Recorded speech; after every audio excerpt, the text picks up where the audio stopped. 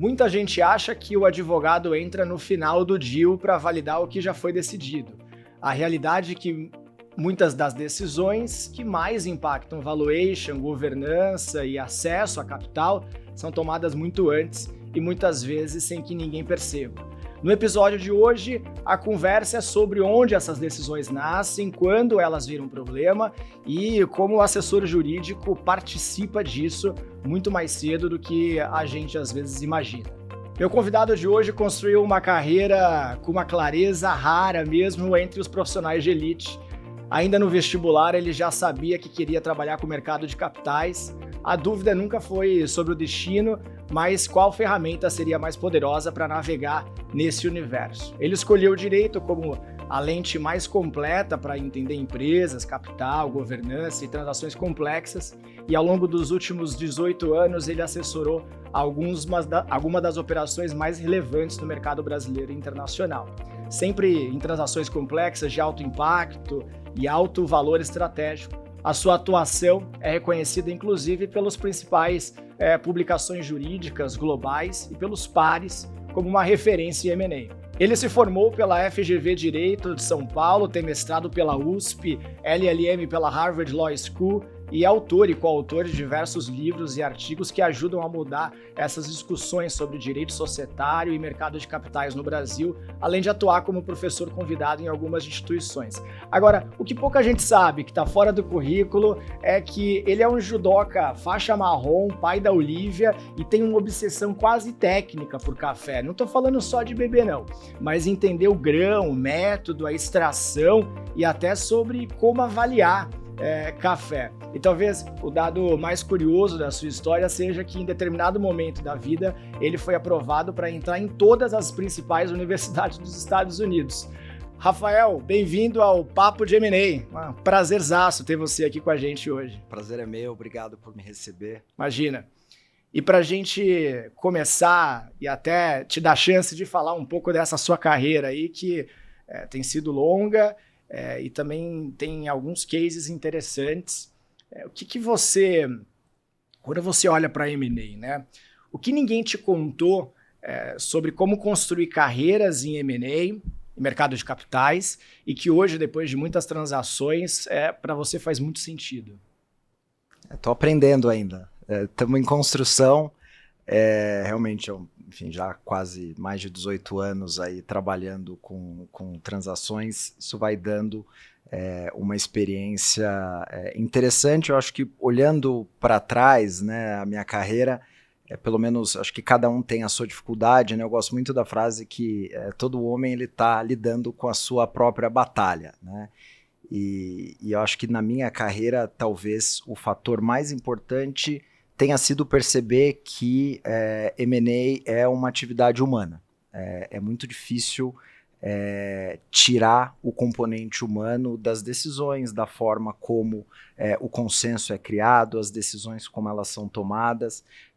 É uma área muito técnica, né, muito árida, você tem parâmetro, dado, número, validação, mas a verdade é que é uma grande atividade humana, são pessoas, é o fundador que está saindo de uma empresa que representa a vida dele, né, mais do que só um negócio, aquilo vira parte da identidade dele, são fundos de investimento com metas, timing, entradas, saídas, etc. Né, cada um chega na mesa de negociação com o seu histórico, com a sua dificuldade, com as suas agendas, e eu acho que o mais difícil, isso leva tempo naturalmente, é você reconhecer que o componente humano ele é essencial para você ter o sucesso. E quando você consegue ir além da técnica, do número, né, e perceber o que é que está em jogo, o que é relevante para aquela pessoa, você tem uma compreensão um pouco melhor. Né? Eu não estou dizendo que a técnica não é importante, ela é essencial, né, mas a técnica ela te leva até a mesa, né, para você saber trabalhar estruturas, formas, negociações de forma inteligente, com sensibilidade, né, você vai ter que ler pessoas, né, e pessoas são bichos difíceis de serem lidos, cada cabeça é uma sentença, cada um tem um estilo, e acho que é isso que faz, né, o profissional do M&A depois de um tempo As estruturas elas estão mais ou menos na nossa cabeça, né? O que faz a atividade de M&A ser tão divertida, na minha opinião, é que toda vez que você entra numa negociação nova, ela tem um componente novo, porque você vai ter que aprender a história daquela pessoa, o que ela quer, quem são as contrapartes, né? Então a atividade de M&A, eu brinco que o advogado de M&A ele é quase que um maestro, né? Porque ele não necessariamente é o cara melhor na sala em cada uma das áreas, mas ele é a pessoa que tem que fazer, né, aquelas engrenagens funcionarem, né? E o bom advogado de M&A, ele vai construindo ao longo do tempo essa sensibilidade, né? Isso se traduz no momento em que você vai apertar, onde apertar, como falar, que decisão você tem que tirar da sala para conversar num grupo menor, enfim, essa habilidade de reger, né, essa banda tão complexa que é a atividade de M&A, é um pouquinho o desafio da nossa área, né? E você me perguntou, voltando à sua pergunta, né, o que ninguém me contou, né? Ninguém me contou que talvez eu precisasse ser um psicólogo e não um advogado, né? E esse componente humano realmente é algo que ele é muito pouco valorizado, inclusive na formação das pessoas, né? Se você vai trabalhar com M&A, você vai fazer um curso de pós-graduação e etc., poucas vezes você está ali sendo treinado para ler os sinais, os pequenos sinais, as agendas, etc. Eu acho que isso necessariamente vem aí com o tempo. Eu, pelo menos, não fui treinado e foi algo que, enfim, eu tive que aprender a duras penas aí ao longo da minha carreira. Não, Rafael, você sabe que aqui nessa temporada do podcast, o que eu mais escuto nessa mesa é sobre exatamente isso que você falou. Seja um banqueiro, seja um fundador, agora um advogado, assessor jurídico, todo mundo fala sobre esse lado humano do M&A e essa habilidade que você precisa desenvolver, né? Lá no banco, precisa começar a desenvolver isso muito cedo, e isso se sobrepõe ao hard skill, né? Essa soft skill com pessoas é muito importante em vários lugares. É aí que no início da carreira em M&A as pessoas costumam errar? Eu acho que sim. Eu posso dizer, pela minha carreira, certamente foi a coisa que eu mais errei. Especialmente quando você vem, né, da faculdade, você vem com essa visão, esse olhar, essa lente técnica, né? E você está ali para tomar decisão. Então, para cada uma das perguntas que são feitas, tem uma resposta. E muitas vezes o desafio não está em dar a resposta, está em fazer a pergunta certa. E você só vai fazer a pergunta certa com uma combinação das duas coisas, né? Eu sou muito, sempre tive ao longo da minha carreira, muito claro que a formação técnica ela é essencial. Mas a formação técnica sem essa sensibilidade, ela vira rígida. Né? Ela não te dá caminho, ela não constrói. É a combinação dessas duas coisas que vai fazer com que você seja um advogado muito efetivo. Né? Eu fico me perguntando qual que vai ser o futuro, né, do M&A com inteligência artificial. Né? Boa. E, assim, eu acho que muitas das respostas, muito do que a gente é treinado, né, para dar uma reação técnica a uma determinada situação fática, isso talvez a inteligência artificial consiga nos ajudar, né? Sumarizar documento, construir documento, etc. A gente está super já habilitado para isso lá nos nossos data rooms. Exato, isso aí exato. Tá fácil. Isso é fácil. Essa é a parte que você consegue parametrizar, você tem estrutura, você tem, aqui sob a ótica do direito, né, você tem doutrina, você tem jurisprudência, então você está pegando uma série de dados desestruturados e dando uma racionalidade legal. Mas muitas das perguntas corretas, elas têm que ser exploradas, né, e para você explorar, você precisa entender cada vez mais a pessoa, o momento, o que ela quer, qual é a agenda. Então, enfim, eu tenho, na minha opinião, certamente esse componente humano é o que as pessoas mais erram, e é um pouco natural que seja assim, né? Porque eu acho que isso vem com o tempo, né? Vem com anos de experiência, de lidar com as pessoas. Eu acho que no meu caso, pelo menos, eu me tornei uma pessoa mais empática, né? À medida que você evolui na carreira, você vê tantas pessoas, tantas dificuldades, né? A frase que eu falei aqui no começo, né? Eu acredito muito quando eu entro numa negociação de M&A que cada um tá ali lidando com a sua própria batalha, né? E você tem que ser empático para entender e para ser uma pessoa bem-sucedida. Senão você fica aquele médico que dá a decisão, fala, você precisa correr, você precisa emagrecer, etc., mas você não cria, né, uma relação com o paciente. Daí aquela informação que você está dando, ela gera pouco valor. Então, se a gente pensar que o advogado de M&A ele é alguém que vai conseguir fazer negócios, você tem que estar preparado para dar a resposta técnica, mas você tem que estar preparado para ter algo a mais. E esse algo a mais, ele vem com o tempo, pelo menos na minha experiência, ele veio com o tempo. E eu acho que essa coisa do algo a mais e do tempo, ele vai construindo o negócio de ser um trusted advisor, né? Onde que se diferencia, né, o trusted advisor para alguém que fica restrito ao papel técnico, né? Tem algo a mais além disso que você já colocou? Eu acho que o conceito de Trusted Advisor foi cunhado por esse livro do David Meister, né? E ele é um conceito que ele é muito forte no M&A. A gente falou muito sobre pessoas, né?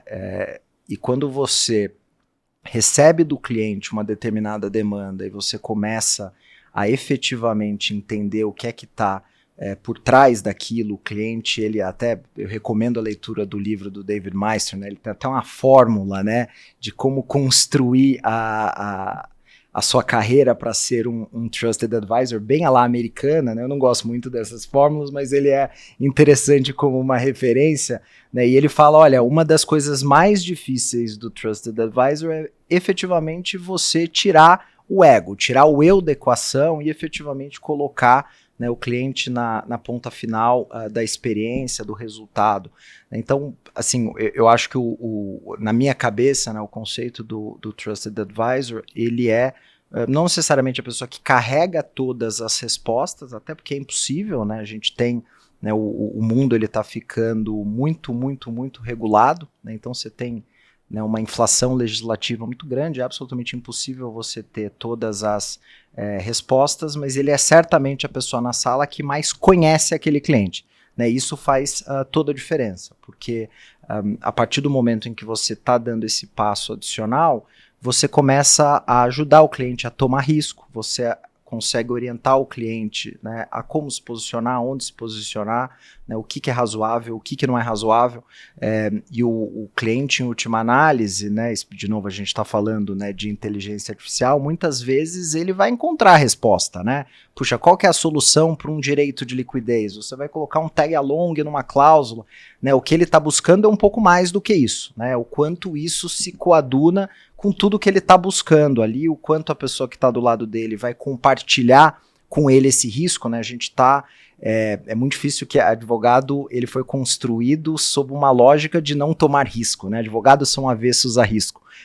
E no setor de M&A, na verdade, você está tomando risco o tempo inteiro, né? O desafio não é você fazer algo sem risco, porque isso é impossível, né? Você não sai de casa. O desafio é como você orientar o cliente a fazer as perguntas certas e tomar junto com ele o risco. Em última análise, é isso que ele está buscando, né? E ajudar o cliente a tomar risco vai muito além do livro, né? Vai conhecer a pessoa, conhecer o setor, né? Por isso que, em muitos casos, o advogado de M&A ele vira um consultor, muitas vezes, né, daquele determinado cliente, porque você vai entendendo diferentes facetas, né, diferentes aspectos daquela pessoa para você, de novo, traduzir o que é rigidez técnica em construção, em arquitetura, em negócio efetivamente construído. Eu me lembro, uma pequena anedota, a gente estava numa transação com uma empresa no setor financeiro, né, e o fundador ele insistia num direito de veto, né, específico para novas transações feitas, né, ele estava ficando com 30%, né, e sob a nossa ótica, né, o advogado da contraparte, a gente fala, gente, não faz o menor sentido, você com a sua participação, você quer travar, o fundo crescendo, etc., né, e esse é o tipo de coisa que a gente saiu, foi tomar, jantar, tomando um vinho, etc., né, e o cara começou a contar como é difícil para ele, né, 40 anos mandando, né, a sensação de ser relevante, né, e a gente até acabou mudando a transação, mudando a estrutura como ela estava sendo desenhada para colocar aquela pessoa numa posição mais central nessa transição, né, isso que acabou destravando, né, a transação, não era pelo veto em si, era o que aquela pessoa estava passando naquele momento, né, isso você só tem nessa conversa, no café, é o fator humano, né? É o jantar, é compartilhar um vinho, é você efetivamente escutar atentamente aquela pessoa, né? Isso leva tempo, é dedicação, enfim. Bom, Rafael, movendo aqui para o próximo bloco, a gente está gravando esse podcast em fevereiro aqui, então a gente está com uma perspectiva de ano que o mercado de capitais deve voltar a se movimentar, quer dizer, se tem uma tendência de diminuição de juros, então acho que tem uma coisa aqui que todo mundo gostaria de ouvir de um advogado, que são sobre os custos invisíveis, né, das decisões, e uma delas é M&A e mercado de capitais andando paralelamente ali, né? Quais são as decisões que você já viu, que você sabe, decisões de M&A que podem gerar um problema no IPO ou num follow-on lá na frente?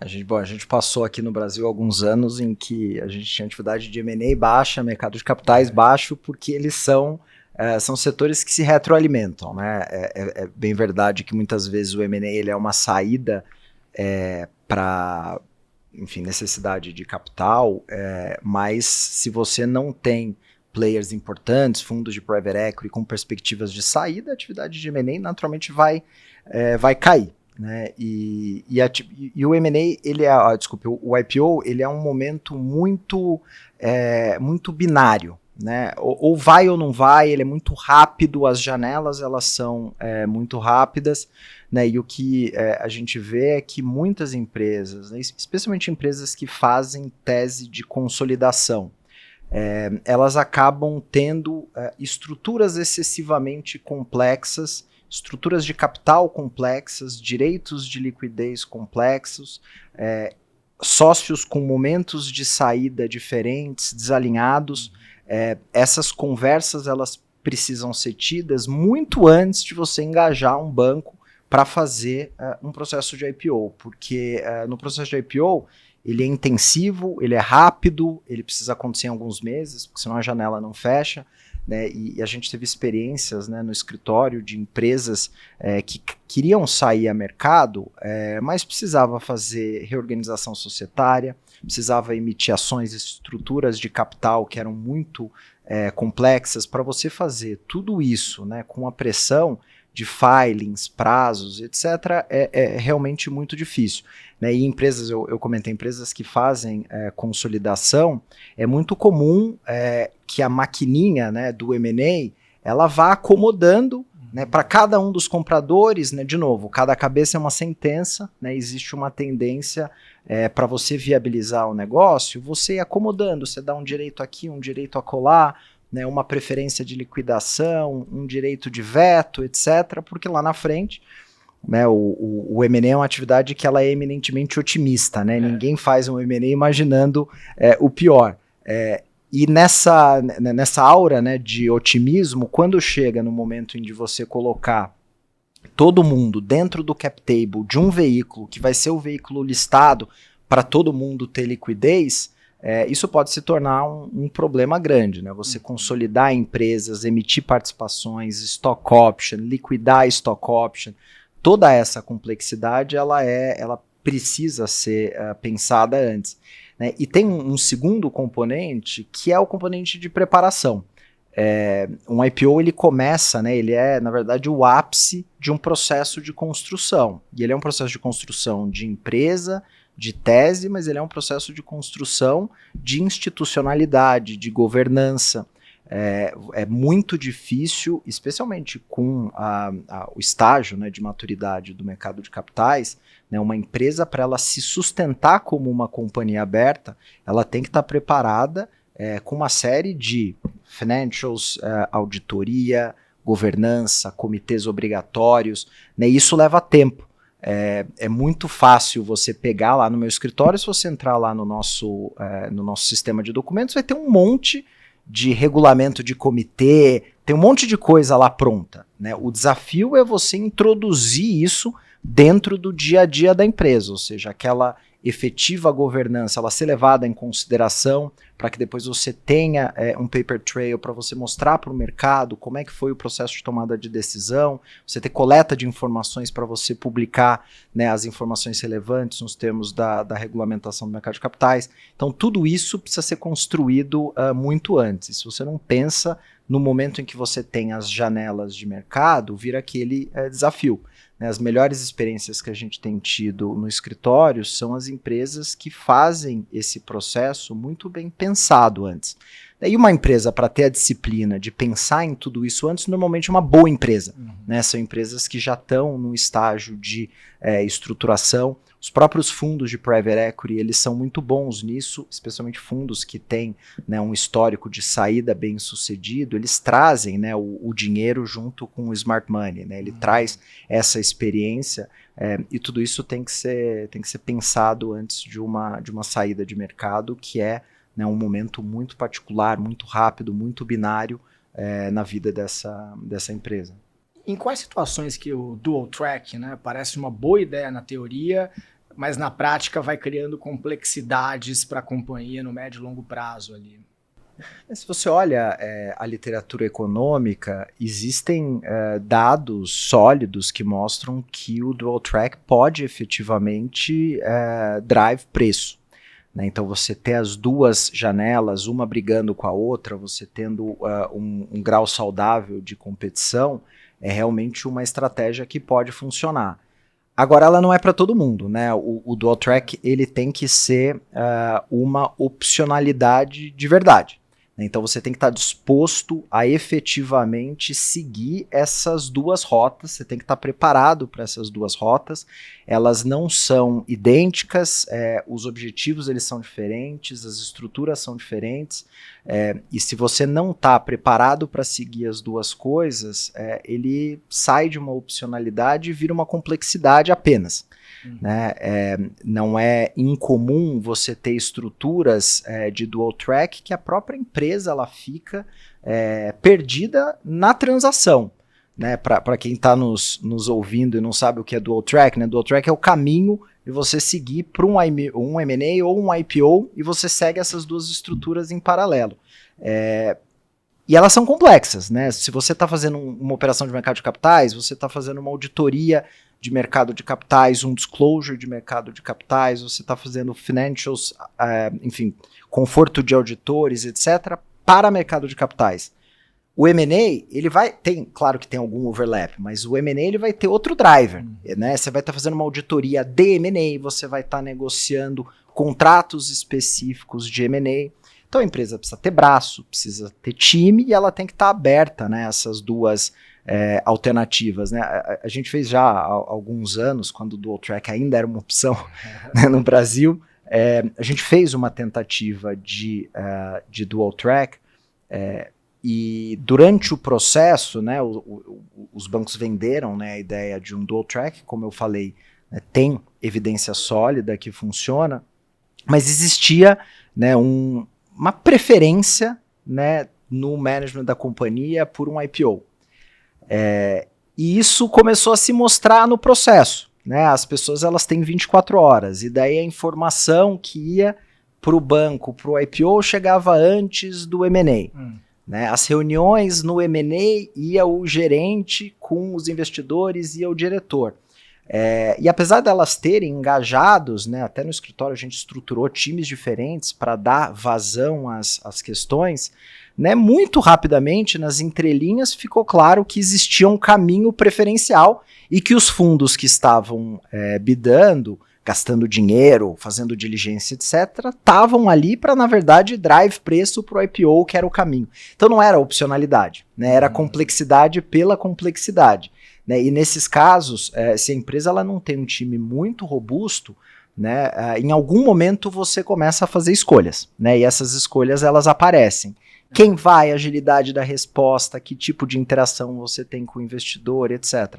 Né, então, a literatura ela está correta, né, o dual track é um caminho interessante, mas você tem que ter efetiva capacidade e entrar numa estratégia de mente aberta para você efetivamente levar, né, as duas coisas, fazer bem as duas coisas. Porque senão você corre o risco de fazer mal uma operação de M&A e mal uma operação de mercado de capitais, daí é melhor você escolher um caminho, né, antes de fazer isso, né. Você falou, né, a gente passou por uma seca, né, as estruturas de dual track no Brasil, elas já foram muito mais frequentes, né, nos últimos anos, a saída ela foi absolutamente focada, né, em estruturas de mercado de capitais, né, a nossa expectativa é que efetivamente venha, né, uma janela de abertura e daí o dual track ele volte a ser, né, uma alternativa interessante, né, mas pode preparar várias noites aí mal dormidas, porque você está fazendo uma coisa que sozinha já é complexa, você vai fazer duas coisas complexas, né, então é um belo desafio, assim, acho que numa estratégia de M&A e de mercado, enfim, de transações, um dual track é uma transação das mais complexas que você pode fazer, de novo, né, para o maestro, né, para você fazer todas essas pernas, essas engrenagens funcionarem com players diferentes, drivers diferentes. Normalmente o fundo que tem um mandato de um private equity, ele não tem necessariamente de um public equity, não são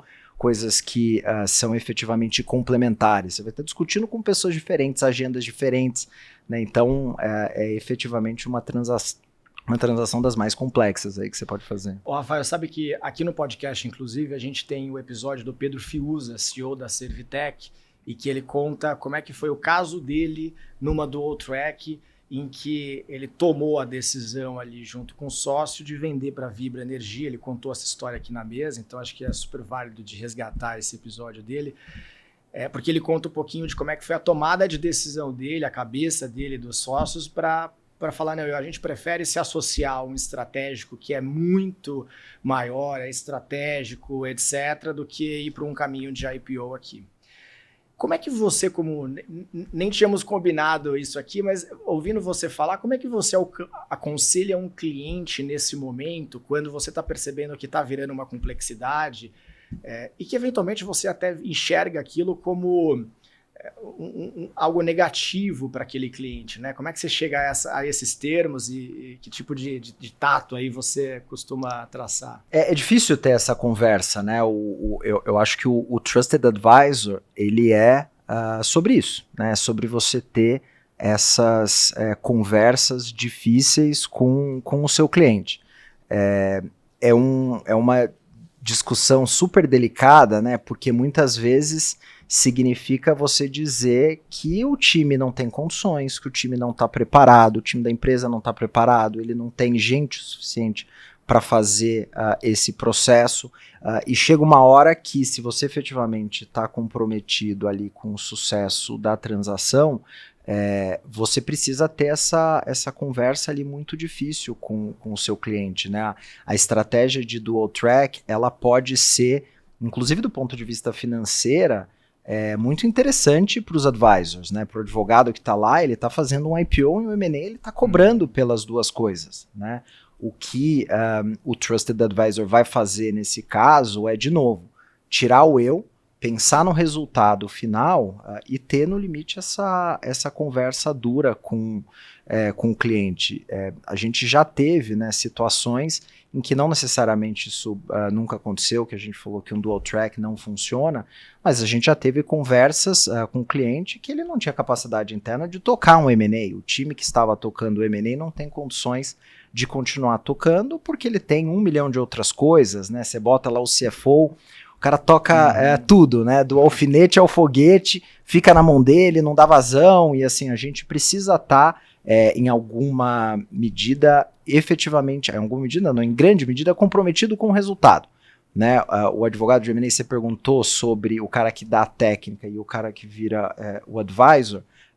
Efetivamente, quando você se considera parte do resultado final daquilo, faz toda a diferença, né? Porque você está antecipando problemas, aquela engrenagem, né, da informação que está travada dentro da companhia, você vai entrar ali para resolver aquele problema, e você precisa ter, né, a visão do todo. E para você chegar a ter uma conversa com o cliente, você precisa ter reputação, você precisa ter espaço com esse cliente, não são todos os clientes, você precisa saber como passar essa essa mensagem. Essa talvez seja a coisa, né, mais difícil. Olha, você precisa reduzir, né, o empresário, ele é por definição um bicho ambicioso, né? Então você fala, olha, você está ambicioso demais aqui, eu acho que esse time não funciona, essa estrutura não funciona, então realmente é difícil, né? E não só isso, né? Você identificar quem é a contraparte com quem você está desenhando, né? Exato. É muito, assim,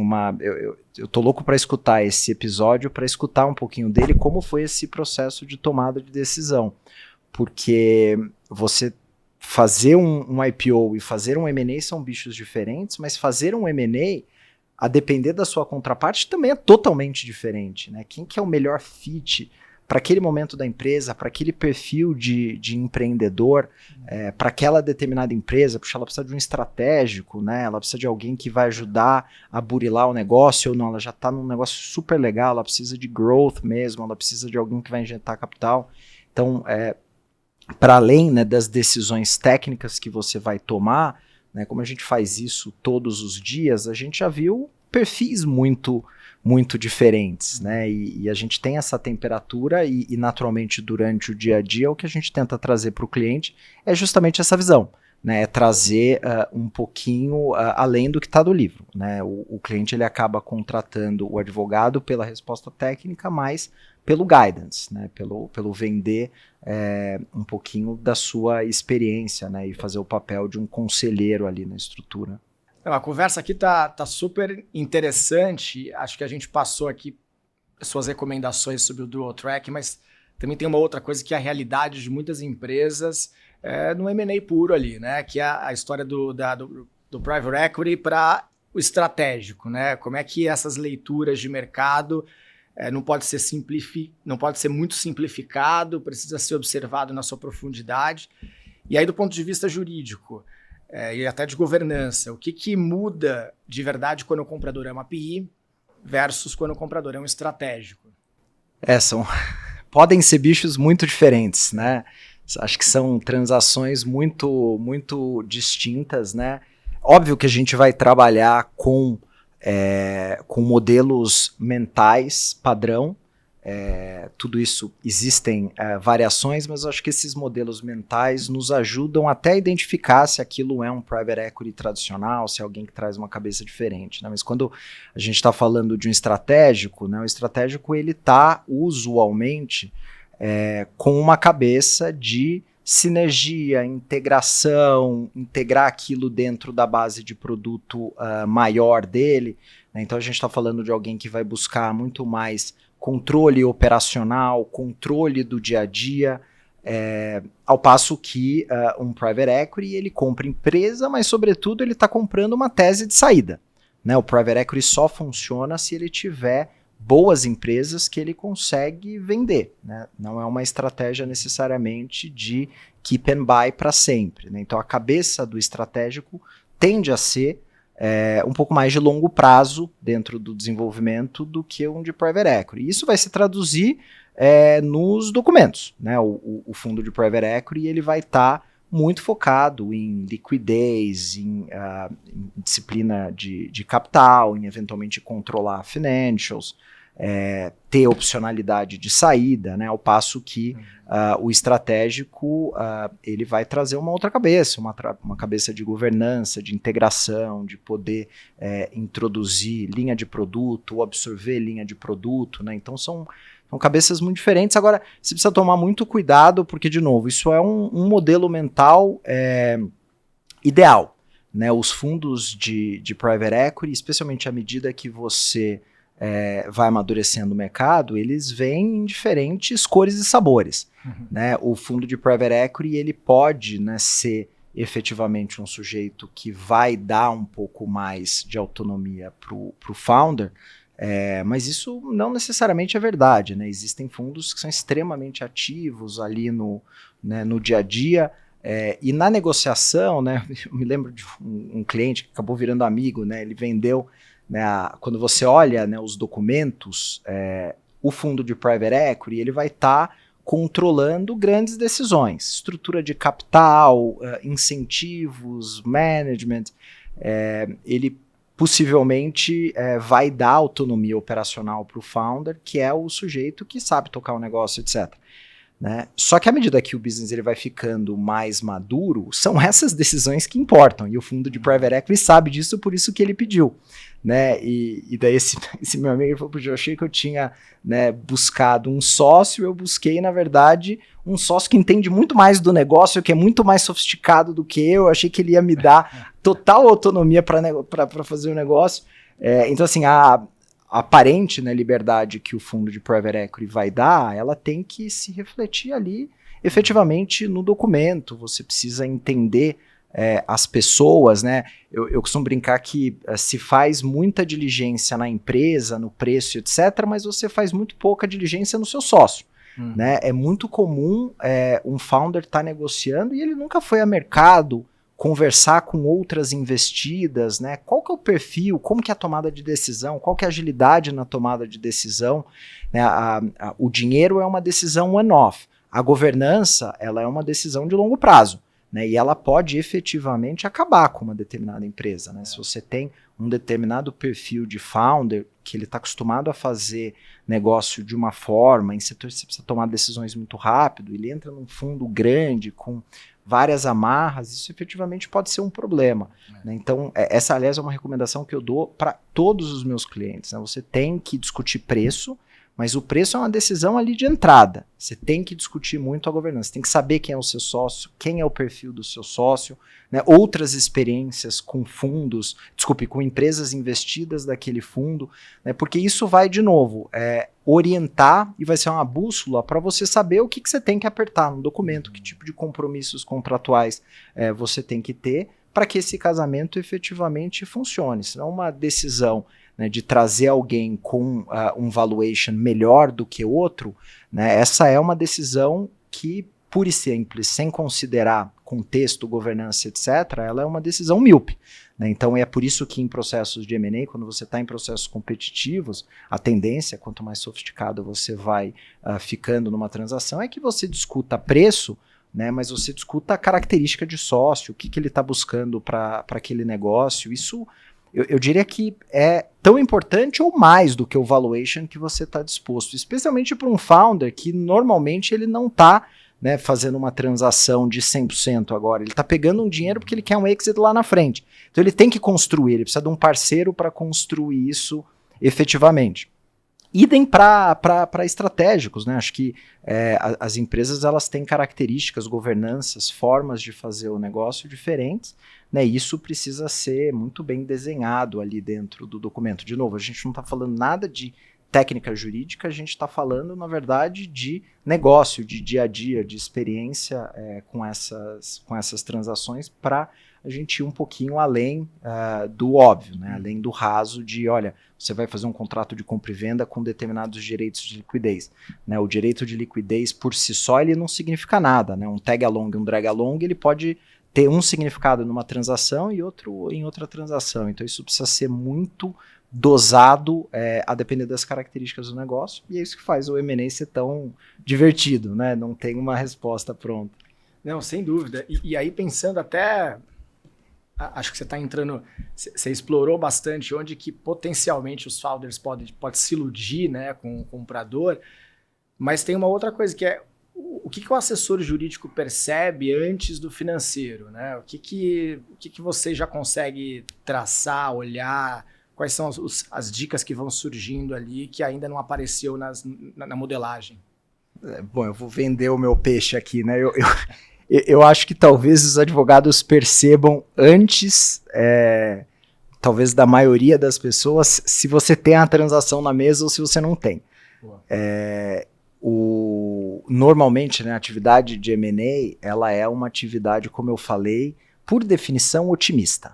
Né? Você precisa ser otimista, você precisa querer crescer, né? E a própria forma como é desenhado o processo decisório, ele normalmente vem com um business case, com uma estratégia, olha, isso aqui, essa empresa, integração, sinergia, isso aqui vai dar certo, etc. E na mesa de negociação, especialmente nas primeiras conversas, né, eu brinco que é a fase do namoro. Você bota, né, a sua melhor camisa para levar, né, a pessoa ao cinema, você vai passar um perfume, ninguém vai arrumar confusão logo nas primeiras conversas, né? E é no detalhe, nos documentos, nos compromissos contratuais que isso começa a aparecer, né? Então, é uma cláusula que não destrava, é um documento que vem quadrado, e isso diz muito, né? Porque o advogado, o papel dele ali é transformar, né, toda essa ideia, esse espírito de vamos fazer o negócio em compromissos concretos, né? E especialmente se você está lidando com contrapartes sofisticadas, né, o advogado dela tá, toda essa conversa que eu estou tendo aqui com você, ele está tendo com o cliente dele. Olha, você precisa ter esse tipo de compromisso, é isso que você tem que buscar, essa preocupação no documento. E quando você lê o documento, assim, acontece com o nome, quem faz M&A vai saber exatamente do que eu estou falando, né? O sujeito chega para nós e fala, cara, eu tenho uma transação, tá tudo negociado, não, agora a gente tem que documentar. E daí vem um papel, eu falo, cara, assim, vocês estão falando coisas totalmente diferentes, né? E em diversas situações a gente percebe que é quando você começa a apertar isso que você vê se a transação ela tá madura ou não, se as partes estão falando a mesma língua ou não. Isso é uma informação super importante para o advogado, porque muitas vezes é aí que você vai ter um direcionamento do que pode dar problema aqui. Né? Você começa a ver que talvez você tenha um estilo de liderança diferente, talvez você tenha uma governança muito particular. A gente fez no final do ano passado uma transação que ela era primária e secundária e o fundo precisava fazer um compromisso de aporte ali. E desde a primeira transação, a minha impressão é que, puxa, esse compromisso de aporte era uma palavra bonita dentro do contrato, mas não era um compromisso firme, etc. Eu conversava com o meu cliente e ele falava, não, porque aqui a gente já está fazendo um MOU, porque a gente já vai comprar essa empresa e vem a primária do fundo, e eu olhava para os documentos e falava, puxa, tem alguma coisa aqui que não está conversando, né? E a gente foi, né, colocando, né, mais barreiras, puxando no contrato, falando, gente, a gente está falando de um compromisso de aporte, né, um equity commitment. E o fundo, na cabeça dele, estava pensando, olha, isso aqui é uma possibilidade, é uma opcionalidade de colocar. De novo, entender o seu cliente, entender o momento dele, né, e esse documento ele mostrava muito claramente que aquilo ali em algum momento ia dar problema. A gente até voltou de novo, né, saber o momento de fazer, né, ter essa conversa com o seu cliente, porque você também não quer ser o advogado que é o chato, o que encontra o problema. O blocker. Né, o block. Você está ali para fazer negócio. O advogado de M&A, na grande maioria dos casos, ele está pensando efetivamente em fazer um negócio.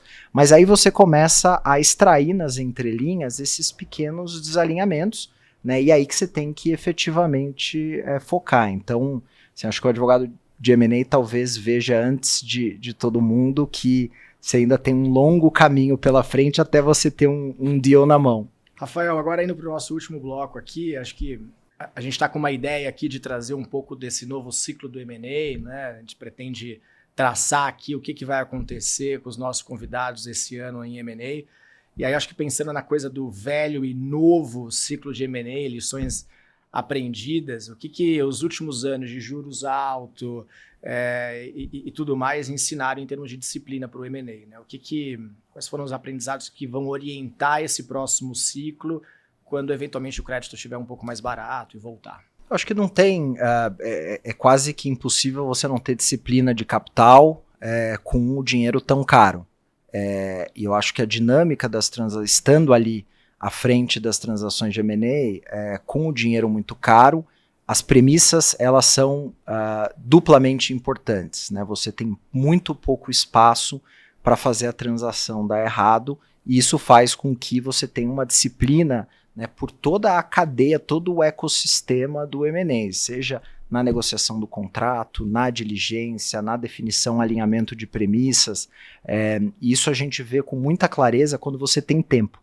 Né? Quando você tem tempo para fazer esse tipo de coisa, você amadurece efetivamente esses negócios, e a minha impressão é que o jogo mudou.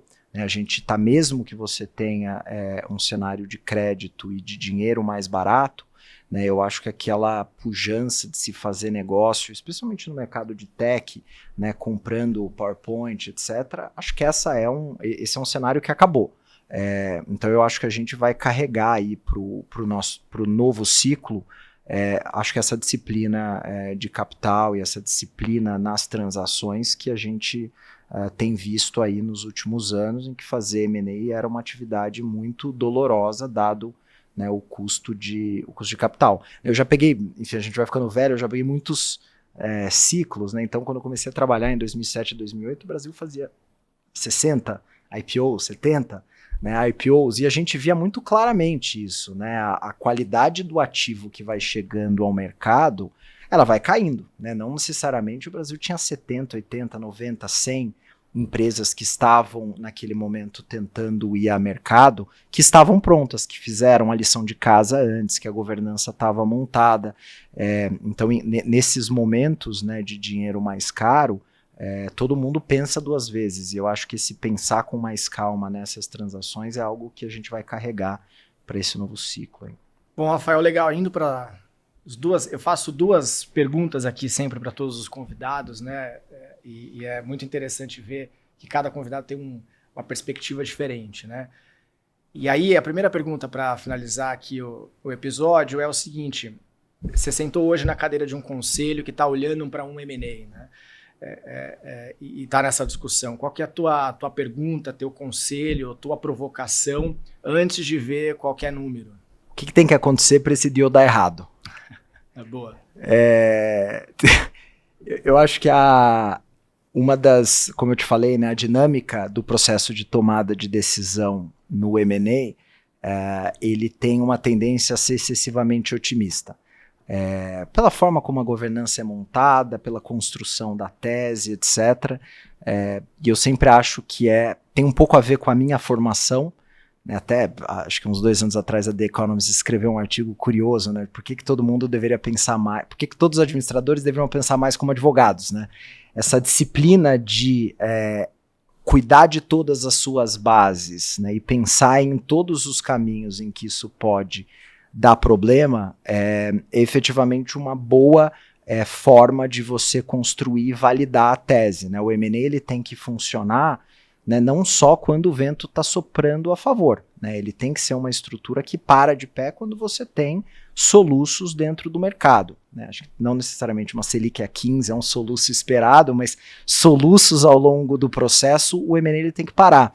Eu li recentemente, né, o livro do Charlie Munger, coincidentemente, ele é um advogado também de formação, né, e foi CEO sócio, né, do Warren Buffett muitos anos, e ele tem um livro que chama Charlie's Poor alguma coisa, que até uma brincadeira que ele fez, o Thomas Jefferson tem, é um livro que ele publicou no século XVIII com um pseudônimo, que era a opinião dele sobre temas da vida, né? E o Charlie Munger escreveu esse livro que eu recomendo fortemente, que ele traz muito o mapa mental dele, né? E ele, em toda entrevista que ele dá, ele fala, cara, inverta tudo. Todas as decisões que você vai tomar na sua vida, você tem que inverter e pensar o que vai dar errado. Ele tem uma frase que eu adoro, que ele fala, olha, eu gostaria de saber quando e onde eu vou morrer para eu não ir para lá. E um pouco você me perguntou, eu acho que essa disciplina de você efetivamente pensar onde vai dar errado nos ajuda a validar teses que são, por definição, né, otimistas. Eu tive uma experiência com um fundo que eu fiz uma pergunta não nessa linha, eu não tinha lido o livro do Charlie Munger ainda para validar minha tese, mas eu perguntei, puxa, cara, o que você tá vendo de risco aí, né? O que pode dar pau? Ele falou, puxa, cara, aqui o que dá pau é se o founder morrer, se o founder sair, etc. E nessa mesma transação a gente tinha um earn-out, e esse earn-out, nós já achávamos que o earn-out era excessivamente otimista, assim, não ia bater esse negócio nunca, né? E eu até, com muito cuidado, falei, cara, você tá fazendo a aposta na empresa pro founder ficar e você tá dando um earn-out que daqui 2 anos ele vai perceber que não vai pagar e ele vai ficar bravo com você, né? Então, assim, se você não faz essa avaliação e leva a sério essa avaliação, muitas vezes você tá, né, não validando todas as suas bases, né? E earn-out é um exemplo ótimo disso, né? O earn-out, ele muitas vezes resolve desalinhamento de preço, mas ele não resolve de verdade. Ele joga o problema para daqui a alguns anos, quando você vai ver que as bases estavam efetivamente desalinhadas. Né? Então, talvez pela nossa forma de pensar, pelo meu treinamento, essa é uma provocação que eu gosto de fazer nas conversas com empreendedores. Fantástico, Rafael. E aí, para finalizar, eu tenho sempre uma pergunta aqui, que é: quem é a pessoa no Brasil que tomou decisões difíceis em M&A que eu deveria convidar para estar no seu lugar no próximo episódio?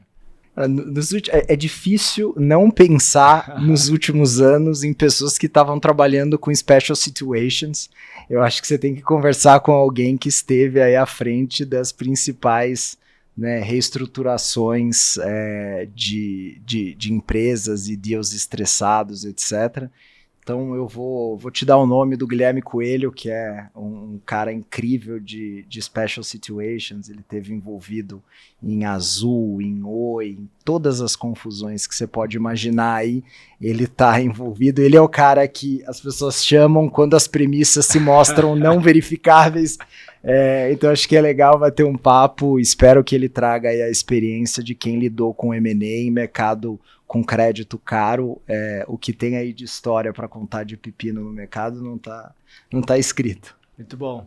Rafael, obrigado por ter vindo no Papo de M&A, foi um prazer ter você aqui. Prazer foi todo meu, obrigado por me receber, foi muito divertida a conversa. Espero que tenha sido útil para os nossos ouvintes também. Com certeza foi. Um abraço. Obrigado.